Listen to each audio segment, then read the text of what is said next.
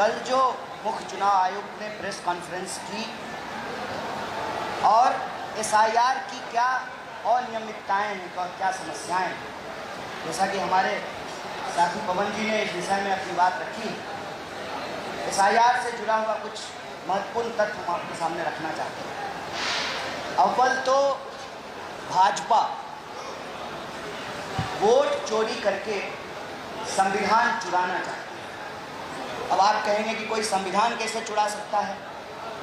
आपको याद हो कि पिछले आम चुनाव में भाजपा का नारा था अब की बार 400 पार। वोट चोरी करने के बावजूद वो 400 पार नहीं कर पाए, क्योंकि उनके कुछ नेताओं ने अपने बड़बोलेपन के चलते जो साजिश थी उसका पर्दाफाश कर दिया और अपनी मंशा प्रकट कर दी कि 400 सीट दीजिए, हम संविधान बदलेंगे।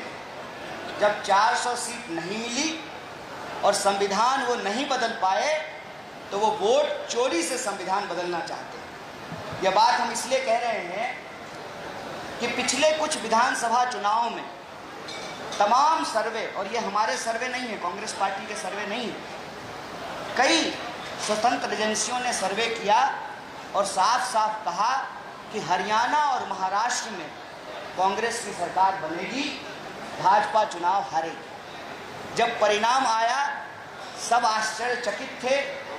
कांग्रेस पार्टी को इस पे शक हुआ और नेता प्रतिपक्ष ने एक स्पष्ट मांग चुनाव आयोग के सामने रखा कि आप हमको वोटर लिस्ट दीजिए, इलेक्ट्रॉनिक डेटा दीजिए वोटर लिस्ट का, ताकि हम इसकी जांच कर रहे हैं।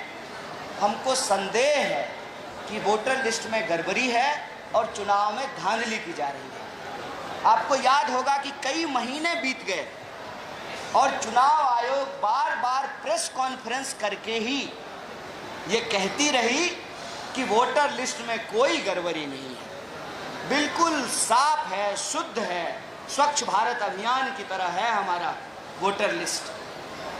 और आज मुख्य चुनाव आयुक्त प्रेस कॉन्फ्रेंस करके कह रहे हैं कि जो वोटर लिस्ट में गड़बड़ी है उसी गड़बड़ी की सुधार के लिए हम एसआईआर कर रहे हैं। फंस गए गुरु।